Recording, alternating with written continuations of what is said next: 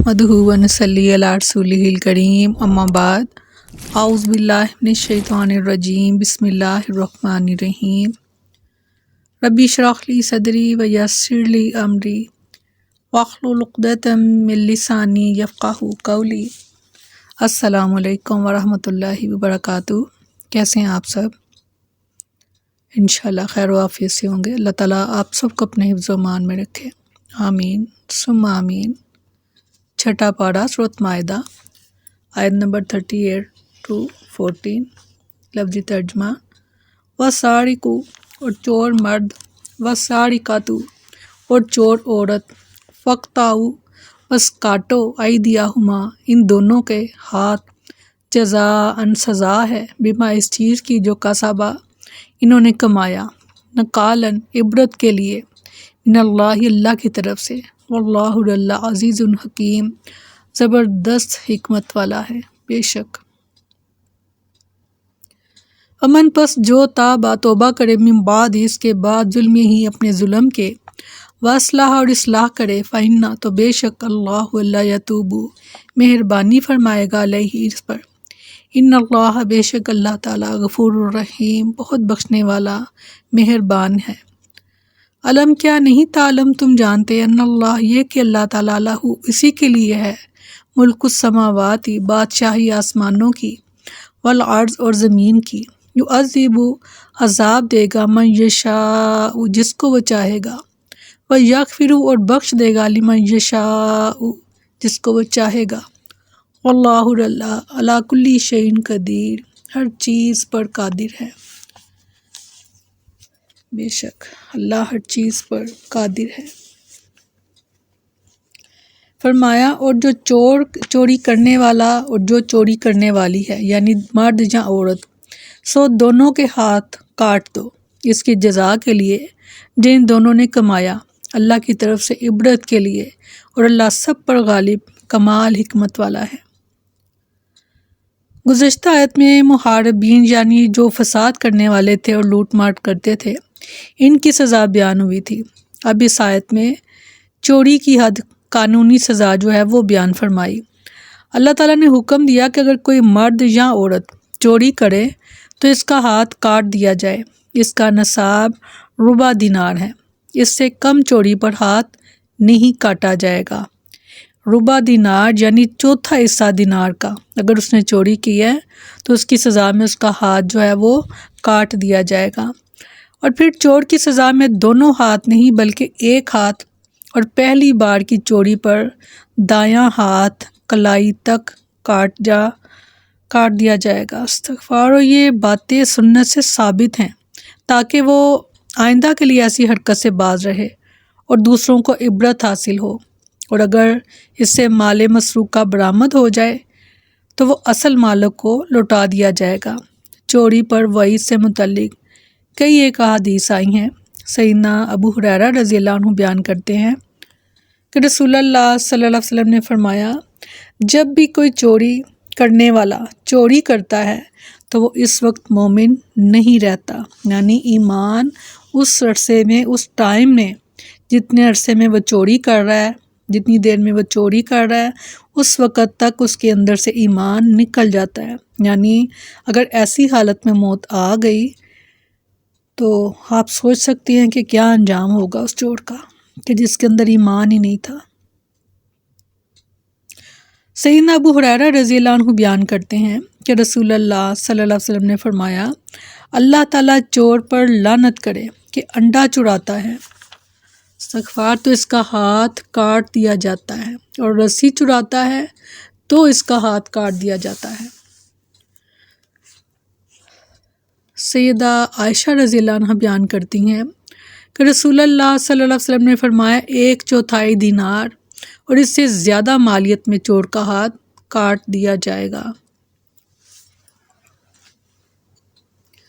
फिर फरमाया, फिर जो अपने जुल्म के बाद तौबा कर ले और इस्लाह कर ले तो यकीनन अल्लाह इसकी तौबा कबूल करेगा। बेशक अल्लाह बेहद बख्शने वाला नहायत मेहरबान है। बेशक फमन ताबा मिन बाद ज़ुल्मिही व अस्लाह, यानी तौबा करने से अल्लाह ताला इसकी तौबा कबूल कर लेगा।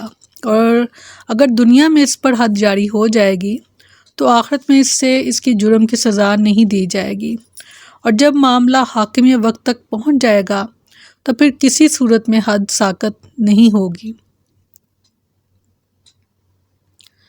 سیدہ عائشہ رضی اللہ عنہ بیان کرتی ہیں کہ ایک مخزومی عورت کے معاملے میں جس نے چوری کی تھی، قریش کو بہت فکر لاحق ہوئی۔ انہوں نے کہا، اس معاملے میں کون رسول اللہ صلی اللہ علیہ وسلم سے گفتگو کر سکتا ہے، یعنی سفارش کے لیے، اور آپ سے گفتگو کرنے کی جرت بھی کون کر سکتا ہے سوائے رسول اللہ صلی اللہ علیہ وسلم کے محبوب اسامہ کے۔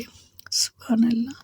الغرض اسامہ رضی اللہ عنہ نے رسول اللہ صلی اللہ علیہ وسلم سے سفارش کر دی، جس پر آپ صلی اللہ علیہ وسلم نے فرمایا، کیا تم حدود اللہ میں سے ایک حد میں سفارش کرتے ہو؟ پھر آپ کھڑے ہو گئے اور آپ نے خطبہ دیتے ہوئے فرمایا، اے لوگو، تم سے پہلے کے لوگ اسی وجہ سے گمراہ ہوئے کہ جب کوئی شریف یعنی کوئی بڑا آدمی چوری کرتا تو اسے چھوڑ دیتے، اور جب کوئی کمزور آدمی چوری کرتا تو اس پر حد قائم کر دیتے۔ اللہ کی قسم، اگر فاطمہ بنت محمد صلی اللہ علیہ وسلم بھی چوری کرتی تو محمد صلی اللہ علیہ وسلم اس کا بھی ہاتھ کاٹ دیتے۔ چنانچہ رسول اللہ صلی اللہ علیہ وسلم نے اس کا ہاتھ کاٹنے کا حکم دے دیا۔ اس کے بعد وہ میرے پاس آیا کرتی تھی اور اس میں اس کی ضرورت کو میں رسول اللہ صلی اللہ علیہ وسلم تک پہنچا دیا کرتی تھی۔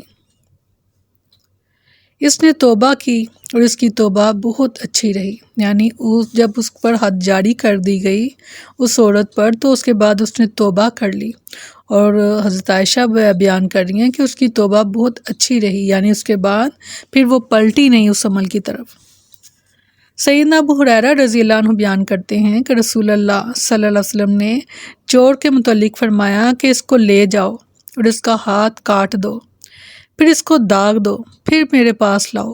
الغرض اس کا ہاتھ کاٹ دیا گیا، پھر اسے رسول اللہ صلی اللہ علیہ وسلم کے پاس لایا گیا۔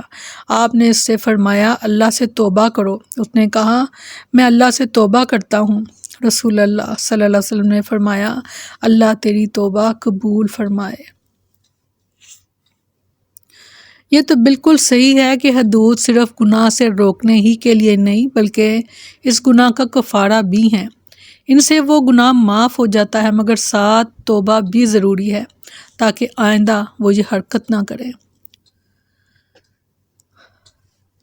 فرمایا کہ کیا آپ نے نہیں جانا کہ بے شک اللہ ہی ہے جس کے پاس آسمانوں اور زمین کی بادشاہی ہے، عذاب دیتا ہے جسے چاہتا ہے اور بخش دیتا ہے جسے چاہتا ہے، اور اللہ ہر چیز پر پوری طرح قادر ہے۔ بے شک اس آیت کا خطاب تو رسول اللہ صلی اللہ علیہ وسلم سے ہے، لیکن مراد تمام لوگ ہیں، یعنی ہر شخص سے خطاب ہے کہ اللہ تعالیٰ نے اپنے رسول صلی اللہ علیہ وسلم کو مخاطب کر کے فرمایا، چونکہ آسمانوں اور زمین کی ملکیت اللہ ہی کے لیے ہے، اس لیے وہ جو چاہتا ہے فیصلہ کرتا ہے، جسے چاہتا ہے عذاب دیتا ہے، اور جس کی چاہتا ہے توبہ قبول کرتا ہے اور اسے اخروی عذاب سے بچا لیتا ہے۔ گویا اللہ تعالیٰ کے ہاں کسی کو رعایت نہیں مل سکتی، جو بھی جرم کرے گا اسے ضرور سزا ملے گی، اور اس معاملے میں کسی بڑے مرتبے والے کو چھوٹے پر فوقیت نہیں۔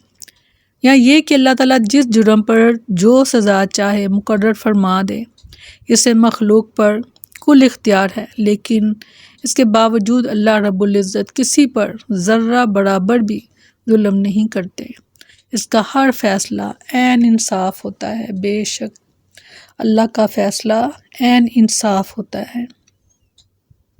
سبحان اللہ۔ بہت خوبصورت آیات اور بہت اہم آیت اور حد کے بارے میں، اور یہ حد جاننا ضروری ہے، اور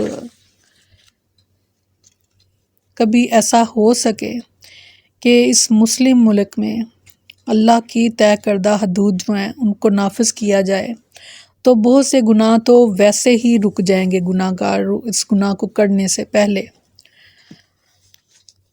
کیونکہ ان کے سامنے عبرت ہوگی۔ اسی لیے فرمایا کہ جب تم حد جاری کرو تو مسلمانوں کی ایک جماعت جو ہے وہ موجود ہونی چاہیے، جن کے سامنے کہ یہ ان کو سزا دی جائے، اس لیے کہ باقی جتنے لوگ ہیں وہ عبرت حاصل کریں، اور وہ جس سے بھی اس بات کو ذکر کریں تو وہ سننے والا بھی اس سے عبرت حاصل کرے۔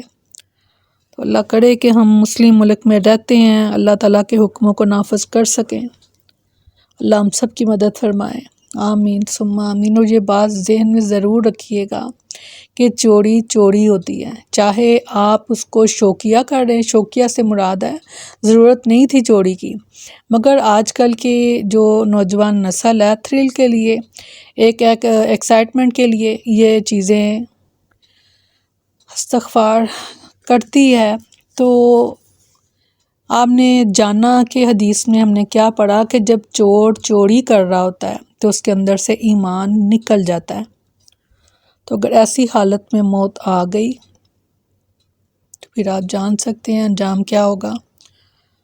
اور چوری جو ہے وہ تھوڑی چیز کی بھی ہے، بڑی چیز کی بھی ہے، جیسے زہر ہوتا ہے، وہ تھوڑا کھایا جائے یا زیادہ کھایا جائے انجام موت ہوتا ہے۔ تو ایسے ہی یہ جو جن گناہوں پر حدود طے ہیں ان کو گناہ کبیرہ کہا گیا ہے۔